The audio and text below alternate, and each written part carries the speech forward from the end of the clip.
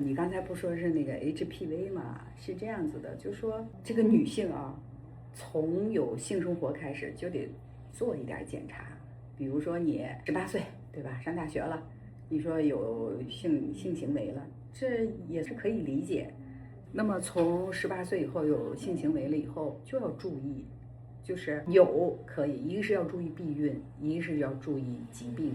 其实啊，年轻的时候最好用工具，就是用那个安全套，也不建议得就非得吃避孕药。好多女孩子、大学生恨不得着急了就吃紧急避孕药，那不好，时间长了就把你自己的内分泌给打乱了，也不好。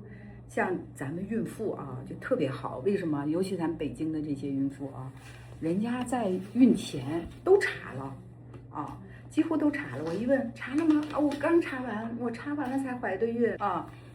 像你呢是前两天我给查的，对吧？对，是因为我上次问你，你就怎么也说不清楚到底查没查过，对吧？所以咱们孕期查一个，一般我们孕期都要查，但为啥没查？是因为孕前人都刚查过，你是漏网之鱼，你没查，所以给你查一个，查一个你这也非常好。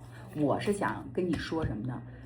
就这个检查，1年要做一次，这一辈子都是这样，知道吧？因为我经常讲，女孩子要是因为什么宫颈问题做了手术得了病，最亏了。什么意思？你没有性生活，啥事儿没有，对不对？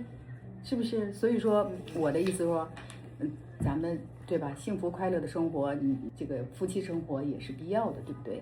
但是要懂得自己去防护自己，是不是？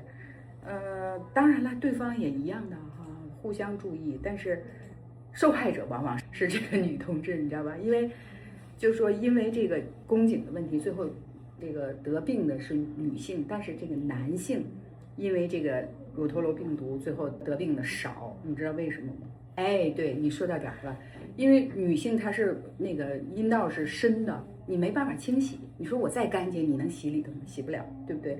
男性的是凸的，他性生活之后洗个澡就解决了，你再脏的东西人家一冲就掉了。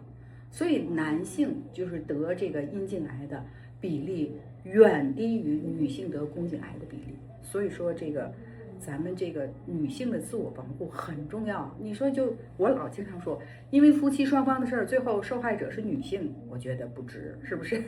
所以说要好好的防护好自己。